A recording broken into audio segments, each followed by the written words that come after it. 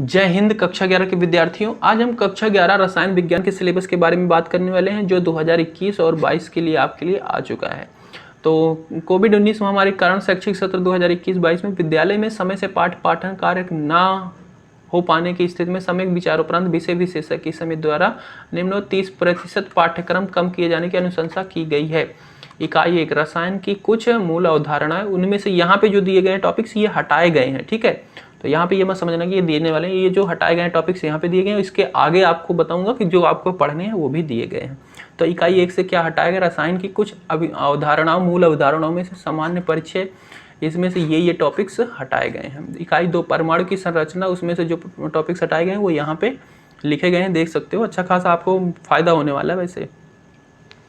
इकाई 3 तत्वों का वर्गीकरण तथा गुणधर्म की आवर्तता में से ये टॉपिक्स हटाए गए हैं। इकाई 5 द्रव्य की अवस्थाओं, गैसीय एवं द्रव, इसमें से ये टॉपिक्स हटाए गए हैं। इकाई 6 सब में से हटाए गए हैं, 7 में से भी ये हटाया गया, 8 में से ये हटाया गया है, 9 में से ये, और 10 में से ये देखो हटाया गया। 11 पी ब्लॉक के तत्व में से ये टॉपिक्स हटाए गए हैं। 12 कार्बनिक रसायन कुछ मूल सिद्धांत तथा तकनीकी, ये हटाए गए हैं। 13 में से हाइड्रोकार्बन में से ये हटाया गया है, और 14 में से पर्यावरण रसायन में से ये टॉपिक्स हटाए गए। मेरे को लग रहा है ये पूरा ही हटा दिया गया है। चौथी इकाई तो 14 इकाई।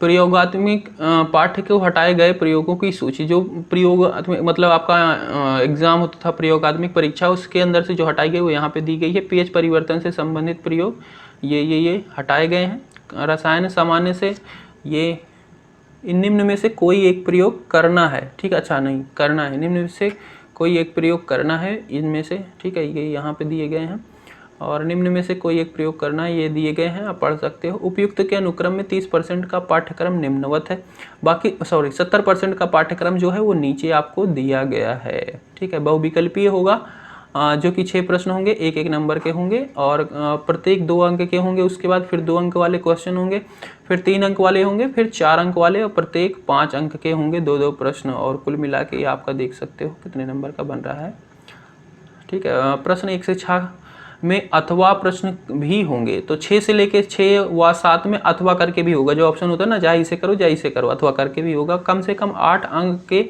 आंकिक प्रश्न पूछे जाएंगे, जो क्वेश्चन होंगे न्यूमेरिकल 8 अंक के पूछे जाते हैं, ठीक है। तो देख रहे हो, बहुत ज़्यादा न्यूमेरिकल नहीं पूछे जाते, थ्योरी होता है पोर्शन, मतलब कंसेप्ट होता है, बाकी न्यूमेरिकल भी होते हैं। 8 नंबर के पूछे ही जाएंगे। समय कभी कभी ज़्यादा भी पूछ लेते हैं। समय 3 घंटे।